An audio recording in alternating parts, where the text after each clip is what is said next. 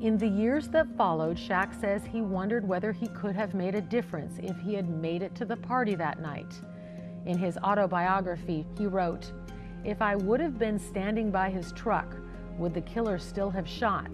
I've always asked that question."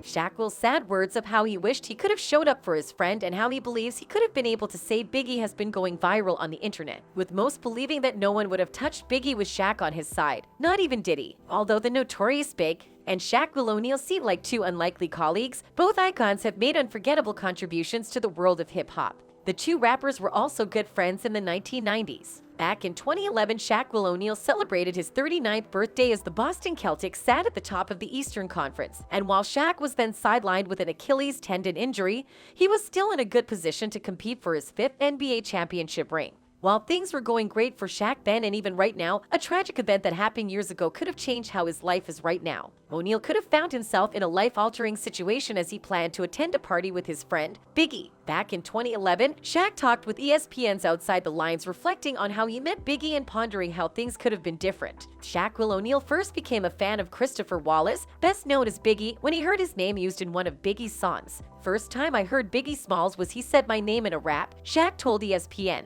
Said, "I'm slamming brothers like Shaq will, ST is real. And instantly I became a fan." Not only was he a fan, he was also able to make a raw song with Biggie that instantly went big. Most people know Shaquille O'Neal as a star basketball player with 4 championship rings to his name, but some don't know that while he was rising to stardom as part of the Orlando Magic in the 90s, he also had a thriving music career. His debut album, Shaq Diesel, released in 1993, went platinum with over 1 million copies sold. They were both building their rapport as rappers because the same time O'Neal was becoming known as a rapper, so was the notorious Big. In New York, and Biggie even shouted out his competition in his iconic 1994 song Gimme the Loot, and that was the first time that Shaq heard about him. "The first time I heard Biggie Smalls was he said my name in a rap," he recalled. He said, "I'm slamming brothers like Shaq will, S is real. Instantly, I became a fan," he admitted. "When I'd seen him, I saw that he was a big guy. And you know, it's an unwritten rule that all big guys stick together." Shaq, playing for the Lakers at the time and also attempting his own music career, put out a call hoping to meet Biggie in person.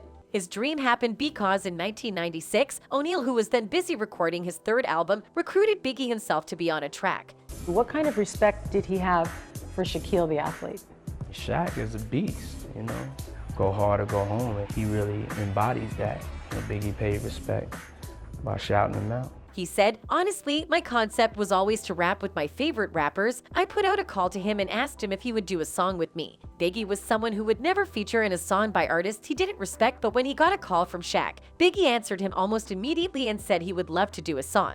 This shows that Biggie didn't just respect Shaq as a basketball player, but also as a musician. The result was O'Neal's hit single You Can't Stop the Rain. Shaq claimed that when it came time to record the song, he was super intimidated to be working with someone who had already been deemed a living legend. "Basically, I was nervous," he laughed. "The reason I was nervous was because he was the greatest. We went to the studio and he got done in 5 minutes. It was the most incredible thing I'd ever seen in my life," he continued. Shaq told of how he had tried giving Biggie time to work with the engineers at the studio for his verse, but Biggie had claimed to be ready and he actually delivered, proving that the two of them together was fire. While they both knocked it out of the park, O'Neal credits Biggie for bringing the star power to the record. "I'm a realist. It was a hit because he was on it," he said plainly. We just talked about life. We went on the Cedars. We had a good time, talked to his mom. And it was just a great day. And then the last time I saw him was when he was getting the tattoos the night before, he got killed. But you saw him the day before he got killed? Yeah.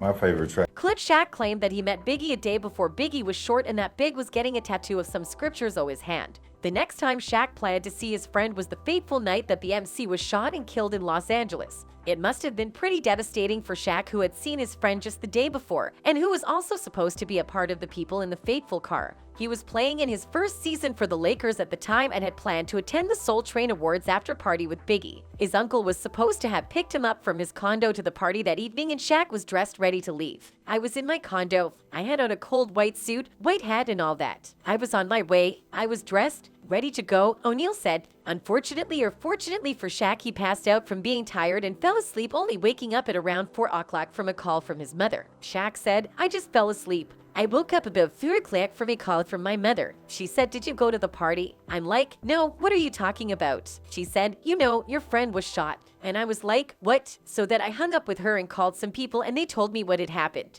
From his friends, he was able to get information on how his dear friend had passed away. Shaq recalled his friend's death and wonders if he had been there that night, if he could somehow have changed the evening's outcome. Perhaps, just perhaps, his presence in the car would have prevented the gunman from shooting at the vehicle, assuming maybe his size would have been pretty intimidating to the gunman, or maybe the gunman was a Lakers fan and not a Clippers fan. Jokes aside, during his life, Shaq has had this belief that if he had made it to that party that night, he might have been able to save Biggie to save his friend. More or less, no one knows whether Shaq would have been able to prevent the incident from happening. But the likely event was that the gunman would still have opened fire, and the sports world would have been robbed of watching one of the NBA's biggest stars perform through the prime of his career. The tragic loss of a talented artist was hard enough for fans to endure. Losing a superstar athlete in the same event would have changed the history of the NBA, and the world would have lost 3 great rappers back-to-back. Biggie made the news when he died after being shot 4 times in a drive-by shooting a few meters from the Peterson Automotive Museum in Los Angeles' Miracle Mile district on March 9, 1997.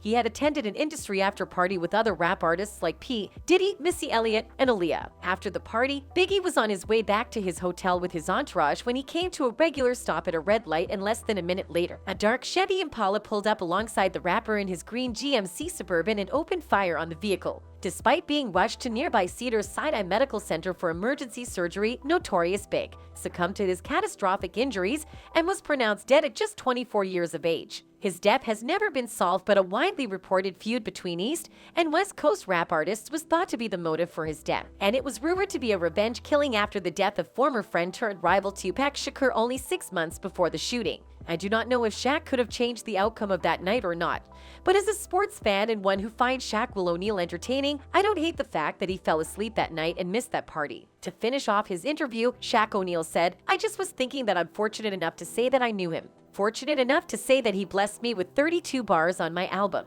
I'm blessed enough to say that he knew me and I knew him. So I really don't think about the bad times, just think about the good times. Even when I hear his verses on different beats, it still sounds like he's still here." A fan on Twitter said, "Shaq and Biggie, You Can't Stop the Rain is one of the greatest hip-hop songs ever." Another said, "Shaq can actually rap. Let me say, my favorite Biggie verse is on Shaq's song You Can't Stop the Rain. For Shaq to be on a song with Biggie, and Biggie is deep in his bag, and Shaq didn't ruin the song or make you skip his verse, says a lot about his skills as a rapper." Anyways, let's not forget that this video is based on theories and my opinions and should not be considered facts. That's it for this video. Bye.